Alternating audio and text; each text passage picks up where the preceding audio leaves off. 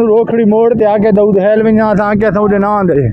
तो नाज़रीन, पीटीआई का एहतजाज अभी शुरू भी नहीं हुआ, अभी तो सिर्फ ट्रेलर चला था, लेकिन इस मौके पर ही पंजाब पुलिस की जो टांगे हैं वो खौफ से कांपना शुरू हो गई। जी हाँ, मैं ये मनाजिर दिखा रहा हूँ आपको मियाँ वाली से, जहाँ पीटीआई की रैली जो है वो निकलने के लिए मुकम्मल तौर पर तैयार थी। इस मौके पर आवाम जमा हो चुकी थी, लेकिन ऐन मौके पर वही रवायती फस्तायत, बर्बरियत और यजीदियत जो है वो इस रैली पर डाली गई। धावा बोला गया, क्रैकडाउन किया गया, वहाँ पर आंसू गैस के शेल फायर किए गए और इस रैली को सबूताज करने की कोशिश की गई। लेकिन आप क्या बात कहिएगा, मियाँ वाली वालों को शाबाश दीजिएगा।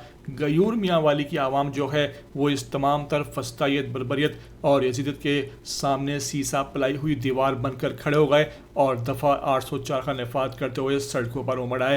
रैली वहाँ निकली है, अभी ये शुरुआत है, वहाँ पर जो है आवाम मज़ीद जमा हो रही है और मियाँ वाली भी आज 13 अगस्त को इमरान खान को सरप्राइज़ देने के लिए मुकम्मल तौर पर तैयार है। जी हाँ, ये सरप्राइज़ जो है वो इमरान खान को होगा, क्योंकि आवाम जो है वो बताएगी इमरान खान को कि हम आपके साथ हैं, हम हर सूरत इमरान खान की रिहाई के लिए आवाज़ उठाते रहेंगे और मियाँ वाली इसमें हमेशा पेश रहेगा। मेरी आपसे रिक्वेस्ट है कि वीडियो को मेरी तरह आखिर तक देख लिया करें। नए आते हैं ETV 247 उर्दू पर तो लाजमी से आप सब्सक्राइब करें, लाइक करें, शेयर करें और कमेंट करके मुझे अपनी कीमती आरा से लाजमी आगाह ज़रूर कर देना।